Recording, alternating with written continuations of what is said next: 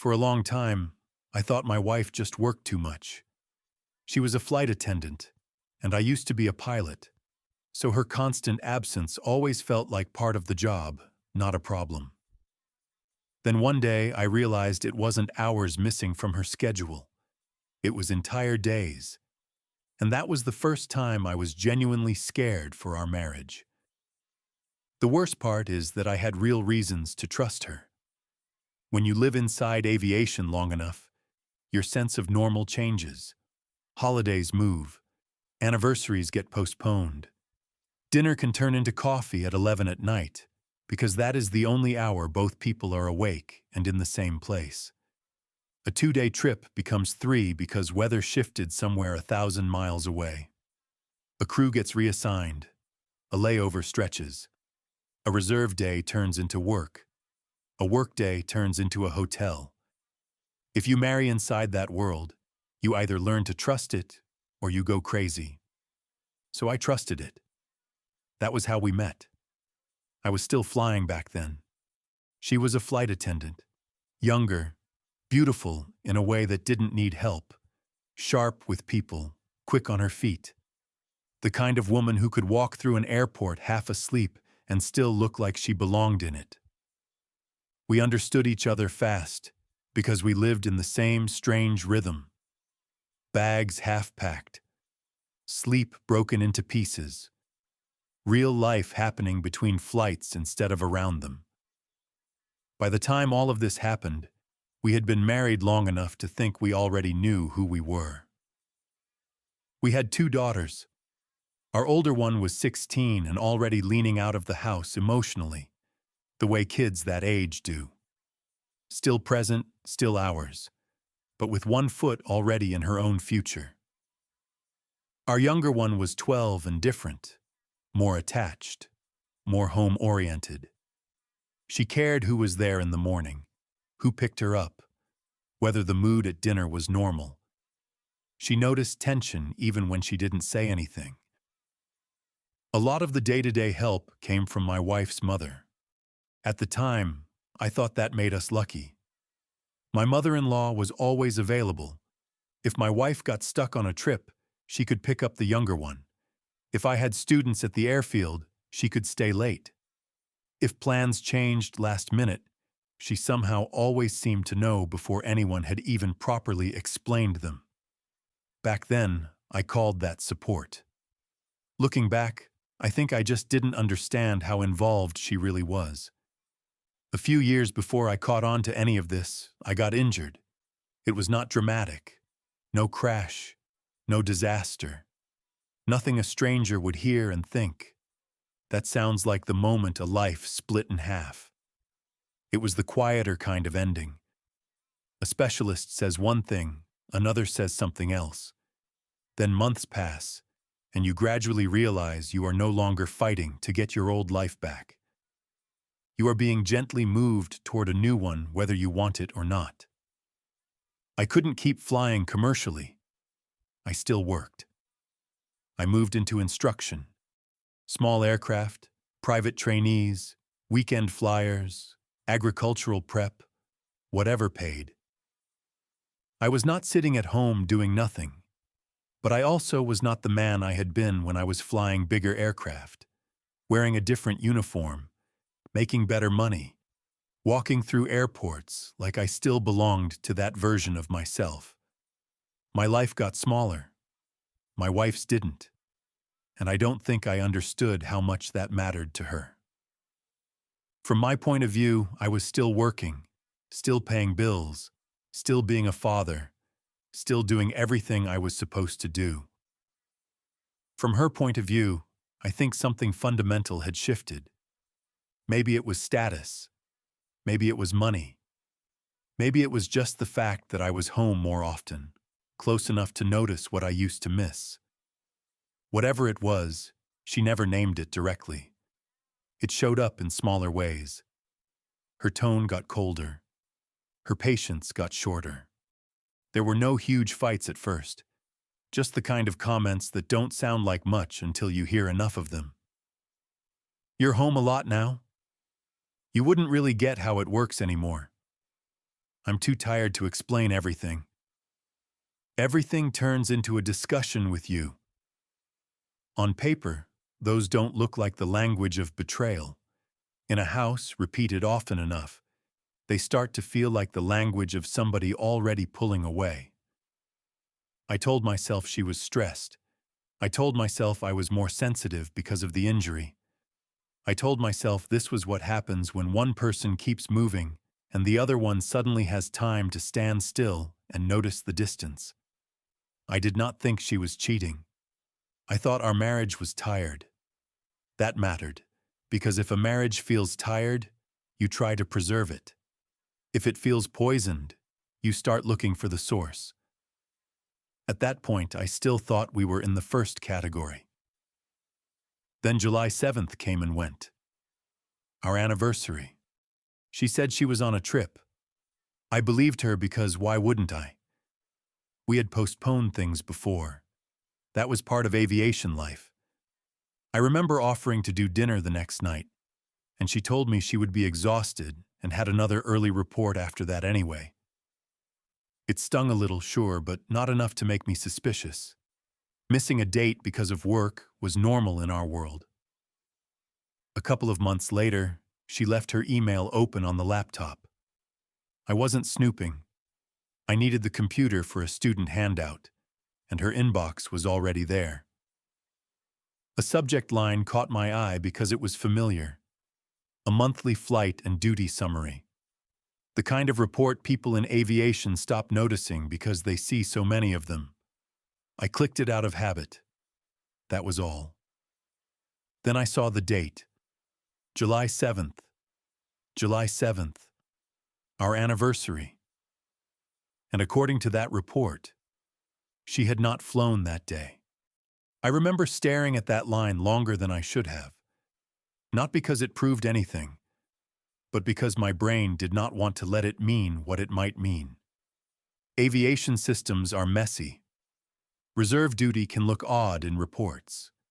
Admin delays happen. Some kinds of duty don't show cleanly in the summaries. I knew all of that. I used all of that against my own instincts. Maybe I was misreading it. Maybe the report was incomplete. Maybe she had been working but not flying. Maybe there was a coding issue. That is the ugly side of industry knowledge. You can use it to explain away things that should scare you. Still, once I saw that date, something inside me shifted. I did not confront her right away. I did not go digging through everything she owned. I just started noticing things that, in hindsight, had probably been there for a while. The first one was small. She came back from what she called a work stretch, and when I hugged her, something felt wrong. Not perfume. Not another man's cologne. Nothing that clean or easy. She just did not smell like she had been flying. People outside that world might think that sounds ridiculous, but if you know it, you know it. Airports have a smell. Cabins have a smell. Dry recycled air, burnt coffee, fabric, metal, cleaning chemicals, cheap hotel soap, shuttle buses. Crew members bring it home on their jackets and bags and hair without realizing it. That day, she smelled clean, rested, private. Not like somebody who had been moving through airports and hotel corridors for 2 days. I told myself that meant nothing. Then I noticed her phone. For years, she had left it charging near the hallway before trips so she would not forget it when she rushed out. It was a stupid little routine, the kind of thing you stop consciously seeing because it is always there. Then one day I realized it was gone. Now the phone went everywhere with her. Bathroom, bedroom, patio, kitchen, laundry room. Face down if she ever left it within reach. If it buzzed, she looked at it immediately. If she stood up, it went with her. Even when she showered, it stayed close enough that she would hear it vibrate. Again, none of that was proof. It was just another thing that no longer matched the version of our life I had been trusting. Then there was the way she came home. After real trips, people are tired. Maybe not dramatically exhausted, but drained in recognizable ways. Shorter patience, flat mood, a need for quiet. You want a shower, your own bed, and half an hour of nobody asking you anything. She wasn't coming home like that. She was calm, not relieved, not annoyed, not fried from airports and delays and customers and hotel beds. Calm in a way that bothered me because it felt like time away had restored her instead of taking anything out of her. That was when I finally asked her about July 7th. I asked casually on purpose. "Hey, on our anniversary, were you definitely flying that day?" It was a simple question. I gave her every chance to give a simple answer. She didn't answer it. She snapped, "Why are you going through my email?" That was the moment it changed, because suddenly we were no longer talking about a date. We were talking about the fact that I had seen something she did not want me to see.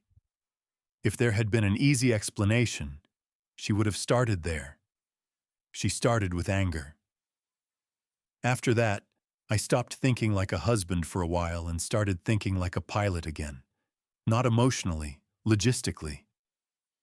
I went back through the previous months in my head, not in some obsessive movie detective way. I did not bug her phone or follow her that second. I just started lining up memory against what I had seen and asking whether the story I believed even held together. That was when the arithmetic went bad. In my mind, my wife's life had settled into a rough rhythm. 3 days gone, 1 day home. Not exact every week, but close enough that it felt normal for our kind of marriage. She was always working, always tired, always away more than she was present. That was the story I had been living with. But the actual reports did not support 3 real workdays every cycle. They supported 2. 2 real duty days. Then 1 extra day that did not seem to belong anywhere. Then 1 home day where she returned under the cover of being tired, delayed, on reserve, or squeezed by a schedule that, according to the data I saw, had not actually squeezed her that way. That was when the sentence in my head changed. My wife was not just gone a lot because of work. She was gone more than work required. And once I saw that, other things changed shape. My mother-in-law was always strangely ready on those extra days, already available, already aware, already prepared to take our younger daughter or cover dinner or fill a gap before I even knew there was supposedly a gap to fill. She wasn't stepping in for airline chaos. She was stepping into a routine. That routine just wasn't mine. I think that realization hurt almost more than the idea of cheating at first. Because cheating can be stupid, reckless, temporary. But routine means structure. It means other people know where they're supposed to stand. It means your lie has furniture. And then another thought followed that one, and it was uglier. Maybe she was not staying because she still believed in the marriage. Maybe she was staying because leaving was not convenient yet.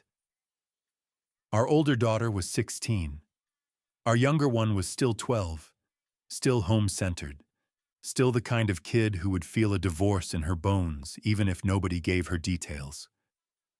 My mother-in-law knew that. My wife knew that. And if I am being honest, I could suddenly hear the conversations I had never heard out loud. Wait a little longer. The older one is almost grown. The younger one will handle it better later. Don't blow everything up yet. Just keep things stable. That was the point where the affair, even before I had proof of a specific man, stopped feeling like random betrayal and started feeling like something colder. She wasn't trying to save our marriage. She was running out the clock on it. I still did not want proof. That sounds weak, but it's true.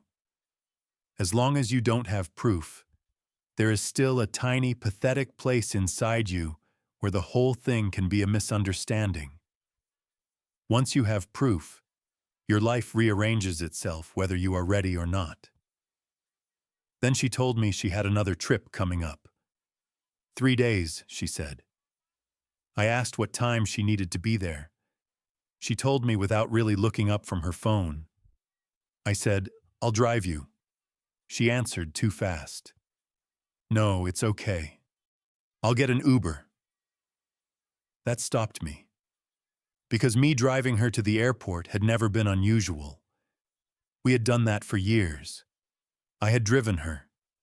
She had driven me back when I still flew. There was nothing strange or intimate about it. It was just married life. So why was it suddenly a problem? I kept my voice even. I'm headed that way anyway. That was not exactly true, but it was close enough to sound normal. She paused. Just a second, but it was a real pause. The kind where somebody is revising a plan in real time. Then she said, "Okay." The drive was quiet. Not tired quiet. Not relaxed quiet. Occupied quiet. She looked out the window, looked at her phone, looked away again. About halfway there, she typed out a fast message with both thumbs and locked the screen. Short, functional, not chatty, more like an update. I didn't ask who it was for. When we got to the terminal, she moved fast, grabbed her bag, quick goodbye. No real eye contact, no hesitation. She walked inside like she knew exactly what came next. I sat there for a minute after she disappeared. Then another minute. I told myself I was being ridiculous. That suspicion had gotten into my head and was turning ordinary behavior into a problem. So I did the simplest thing I could think of. I texted her something normal about home. I do not even remember the exact wording now. It was something about the younger one, something small and domestic, the kind of message you send a spouse because you assume they are just in transit. She answered calmly, like everything was normal, like she was exactly where she was supposed to be. Then I sent one more message. "You on board yet?" A minute passed, maybe 2. Then she answered. "Yeah, about to take off. I'll text from the hotel tonight." That was when my whole body went cold. Not because of the content, because of the ease of it, because she was already setting up the next layer of the lie. Not just now. Later too. Not just where she was. Where she would supposedly be tonight. I used to sit in cockpits for a living. I know how those minutes feel. I know the difference between a rushed final text and a clean, casual message from somebody who has time and privacy. And that message did not belong to somebody about to fly. So I stayed. 5 minutes passed. Then 10. At around 15, the terminal doors opened and she came back out. That image is still sharper than a lot of bigger moments in my life. Not because it was dramatic, because it was calm. She wasn't rushing. She didn't look confused. She didn't seem like someone who forgot something or got bumped from a flight. She walked like a person following a routine. A car pulled up, nothing flashy, just a normal car. She opened the passenger door and got in. I should have left. Instead, I followed them. Not aggressively, not close enough to spook them, just far enough back to keep them in sight. They left the airport roads and drove into a quieter neighborhood with private houses, long driveways, trimmed hedges, and the kind of gates that make people feel protected from other people's eyes. At one house, the gate opened almost immediately. No waiting, no hesitation, no fumbling for access. She got out with her bag and walked toward the house like she had been there before. Not like a guest, like she knew where the towels were. That was when I saw the driver clearly, a younger pilot. I knew him by sight from around the airline. Not well. Not enough to claim some dramatic rivalry. Just enough to recognize him instantly. Young enough to still look like the job loved him. Young enough that the future still sat easily on him. In a way I hated immediately. He looked like the version of me my wife had married. Or maybe the version she wished I still was. I sat there for a few seconds longer than I should have, then turned around and drove home. I expected rage. What I felt first was humiliation, then grief, then something flatter than both of those. A cold, practical understanding that this had not been one reckless mistake. This had been happening long enough to have a root, a system, a backup person, and ready-made excuses. When she came home the next day, I was in the kitchen. I did not ambush her at the door. I did not throw anything. I did not demand her phone. I did not suddenly become loud just because loud is easier than broken. I asked, "How was the flight?" She answered automatically, "Long. I'm exhausted." I nodded. Then I said, "I drove you to the airport yesterday." She froze. I kept my voice level. 15 minutes later, you walked back out of the terminal and got into his car. Nothing. You texted me that you were already on board. Still nothing. Then she sat down at the table slowly, and for some reason that hit harder than denial would have. Denial I was prepared for. Sitting down meant she understood we were past pretending. The conversation after that was not elegant, but it also was not loud. Some endings are uglier because nobody has enough innocence left to scream.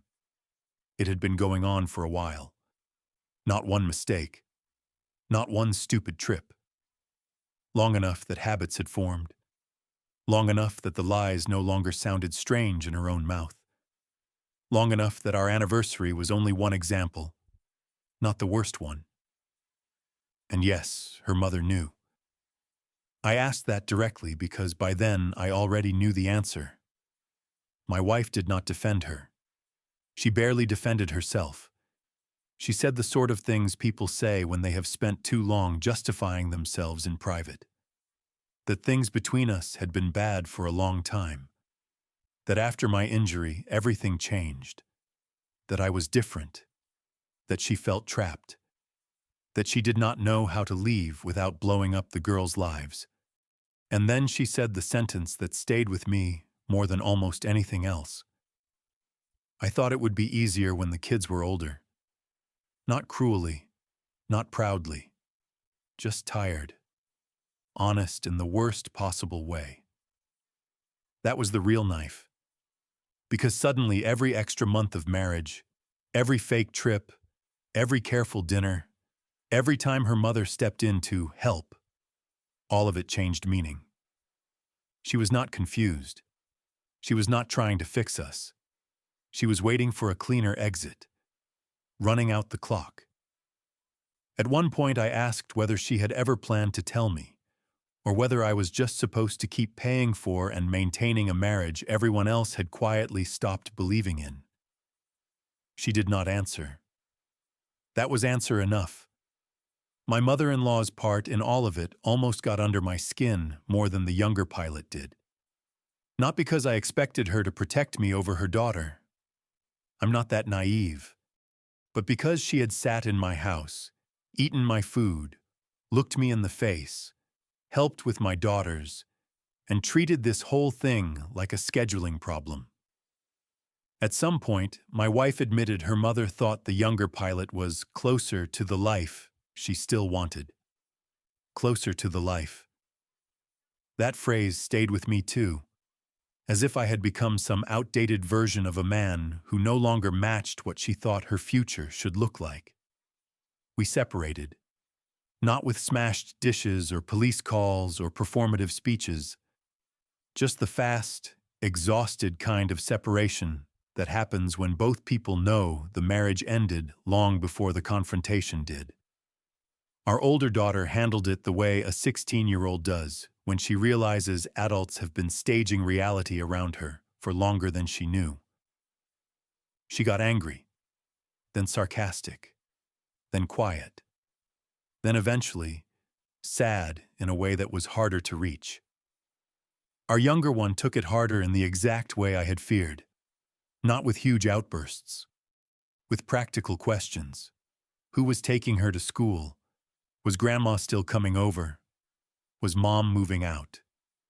Could she stay mostly with me if that felt easier? That last part hurt and comforted me at the same time. She did stay mostly with me, partly because she wanted to, partly because, ironically enough, I was the stable parent by then. My schedule was smaller than the life I used to have, but at least it was honest. I was home. I was there. I was not building another life somewhere else and calling it work. My mother-in-law stopped being part of our daily life after that. That was one boundary I did not negotiate. You do not help maintain a lie inside my home and then keep your normal place in it. I never confronted the younger pilot. People love that part in stories like this. They want the scene where one man corners the other and says something unforgettable. But he was not really the center of what had happened to me. He mattered, obviously. He benefited from it. He was part of the replacement. But he was not the one who built a life with me, missed our anniversary under cover of work, and waited for our kids to get older before making my marriage disposable. The person who did that lived in my house. For a while after the separation, I kept replaying everything and trying to figure out when exactly I lost her. Was it after the injury? Before it? Did I miss something obvious? Was there a point when I could have pulled us back if I had seen it earlier? That kind of thinking will rot you if you let it.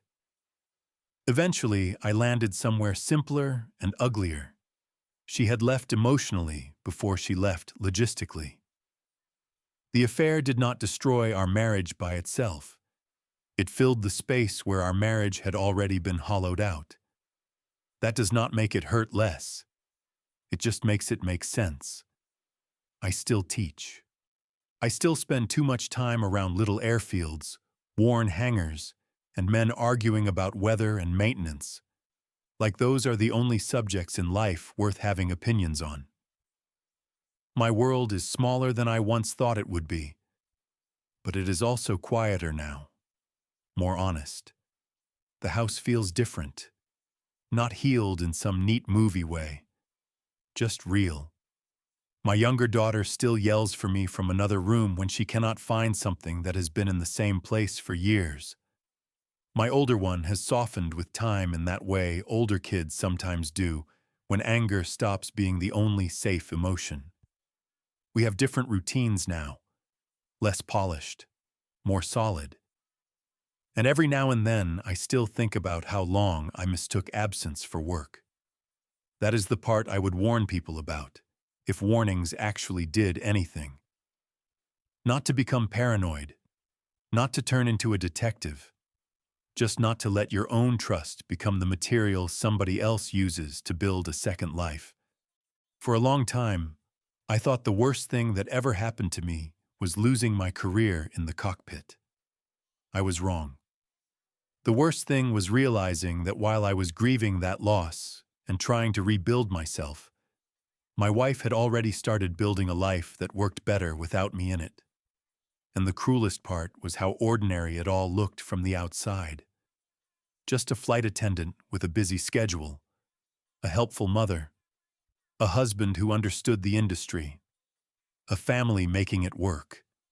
Until one day I realized it wasn't hours missing from her schedule. It was entire days. And by the time I understood where those days had gone, I was the last person in my own marriage to find out.